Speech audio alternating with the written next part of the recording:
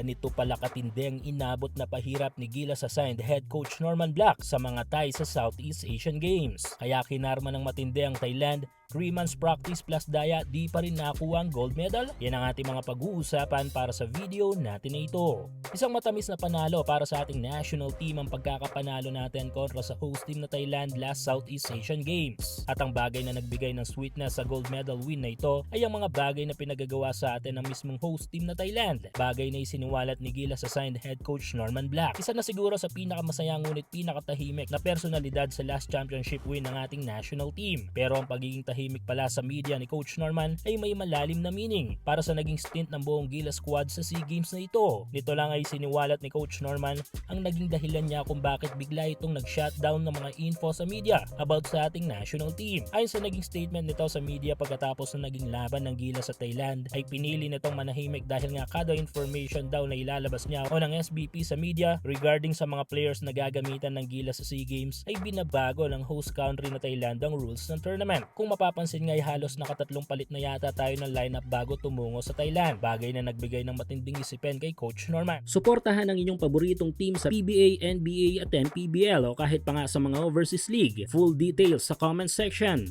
Sobrang hirap mag-adjust ng lineup lalo na kung sinasadyang baguhin ng host team ang rules kung saan ay nagdulot ito ng matinding pagkalito at abala sa mga players. Balita ko ay may mga malalaro pa nga nakapag-ensayo na para sa Gilas. Kaso yun nga nung matunugan ito ng Thailand ay binago nila ang rules bigla sa mga players eligibilities. Buti na nga lang at hindi pa nakabiyahe patungong pinasang proud Philam US NCAA standout player na si Remy Martin kundi ay siya pa ding gastos pinansyal ng SBP. Pero sabi nga nila may balik at kabayaran ng mga bagay-bagay. Kaya ang sinapit ng Thailand ay karma this tournament. Napag-alaman din kasi natin na 3 months na palang nag-ensayo ang Thailand bago ang tournament na ito. Try to imagine mga September pa sila nagsimulang mag-ensayo habang ang rules naman ay tinatrabaho na ng organizers.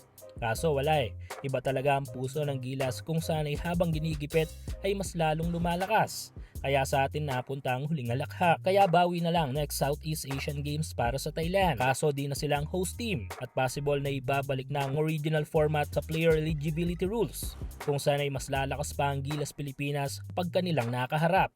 Siguro much better kung ngayon pa lang ay simulan na mag-ensayo ng Thailand. Kayo mga ka-hoops, anong opinion nyo ukol dito? Komento nyo lang yung opinion sa ating comment section.